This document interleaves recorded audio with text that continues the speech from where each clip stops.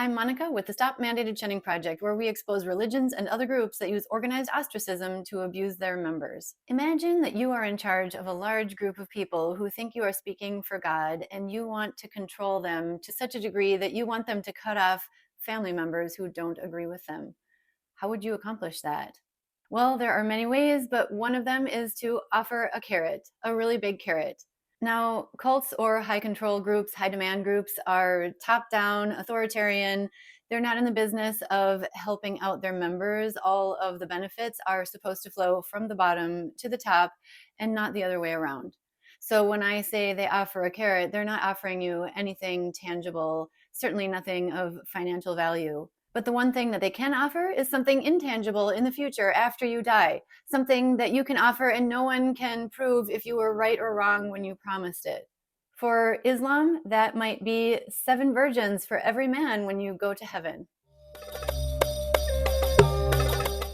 Mormons are taught that the faithful will achieve the third and highest level of heaven, where they will become like God, ruling over their own planet in a state of eternal joy. Scientologists believe in reincarnation and immortality, but only the faithful will achieve a state called clear and become operating thetans who can rise above the forced cycle of rebirth. For other groups that practice mandated shunning, the reward is more traditional. For the Amish and exclusive brethren who die faithful, which includes shunning any family members or dear friends who leave the religion, they will be rewarded by going to heaven and living there eternally in happiness with God. For the Jehovah's Witnesses, we were always taught that we would be able to live forever in a paradise earth, just as God had planned in the original Garden of Eden before Adam and Eve had sinned.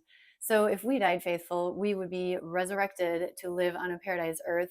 Or if we never died at all because we were alive when Armageddon came, then we would simply transition to living on a paradise earth for the rest of our lives, and our dead loved ones would be resurrected so we would be able to be with them.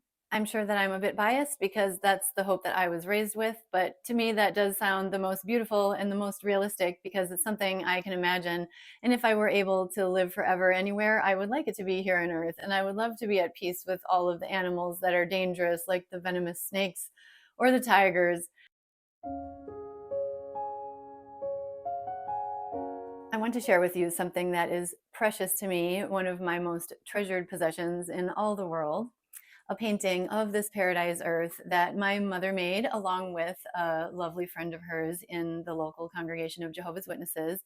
This hung in our Kingdom Hall for many years. My mother and other women in the congregation who were very talented, but of course could not hold any positions of authority or decision making in the organization, could nevertheless contribute their talents by participating in other ways, such as painting something for the wall of the congregation Kingdom Hall. If you have never been a member of a high control group that practices shunning, I hope this explains to some degree how it is that people can fall into this trap, how they can be manipulated.